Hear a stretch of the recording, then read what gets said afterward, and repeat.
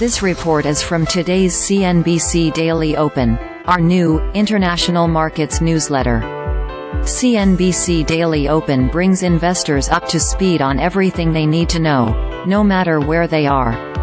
Like what you see, you can subscribe here. Last trading day of 2023 U.S. stocks fell Friday, disappointing investors who were hoping the S&P 500 would close the year on a record high. Still, it was a mighty good year for major indexes.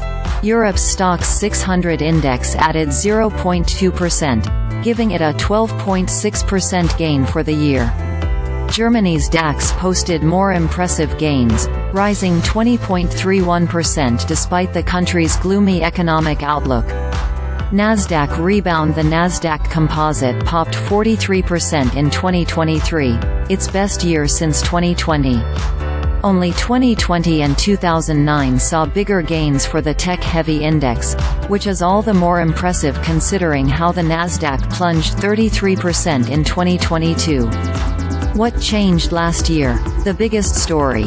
Investors returned to risk, driven by a surge in generative artificial intelligence and the U.S. Federal Reserve halting rate hikes. Bullish on Bitcoin. Bitcoin rallied about 152% in 2023 despite high-profile criminal cases against cryptocurrency exchanges FTX and Binance. Bitcoin was last trading slightly above $44,000, and many industry executives think the cryptocurrency's poised for a new bull run, thanks to an event known as halving, and the potential approval of a Bitcoin exchange-traded fund in the U.S. price-sensitive consumers U.S. companies are losing their pricing power. During the pandemic, consumers splurged on goods, and when the pandemic was over, services, like eating out and traveling, were in hot demand. Companies took advantage of that willingness to spend and increased their prices to pad their earnings. But in 2023, consumers are cutting back, and it's affecting Wall Street.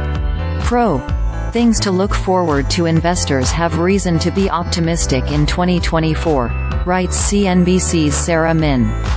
The 3 interest rate cuts that the Federal Reserve has penciled in for this year will likely be a tide that lifts all boats, meaning that last year's magnificent 7-driven rally should broaden out.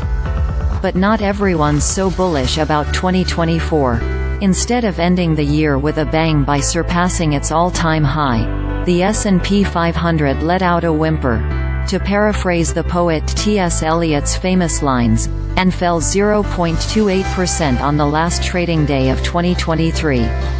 Other major indexes lost momentum and retreated too. The Dow Jones Industrial Average inched down 0.05% and the Nasdaq Composite lost 0.56%. As with any market move, it's hard to attribute any definitive reason to it. I think, however, the S&P's December rally was too reliant on the Federal Reserve's dovish pivot.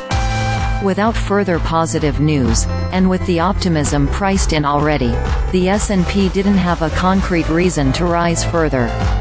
Moreover, several analysts have pointed out that stocks are already priced above their fair valuation. That is, the price of a stock may be too high relative to its earnings per share.